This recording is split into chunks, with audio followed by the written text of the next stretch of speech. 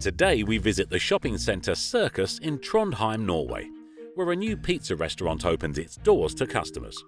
The name of the pizzeria is Wood, and the owner, Adrian Løvold, has specialised in baking pizzas using a wood-fired pizza oven.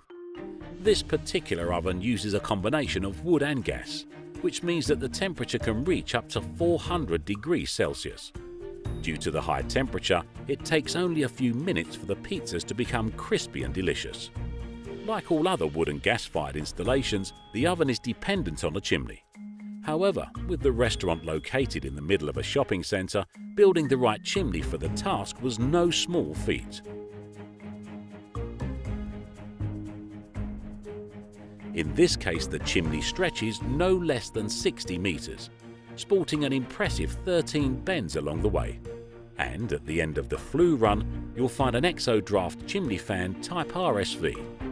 Without an Exodraft chimney fan, an installation like this simply couldn't work, as confirmed by Per Morten Lundahl, District Manager of Skedal Chimney Systems Norway, who states the following: "Without an Exodraft chimney fan, this installation couldn't work properly.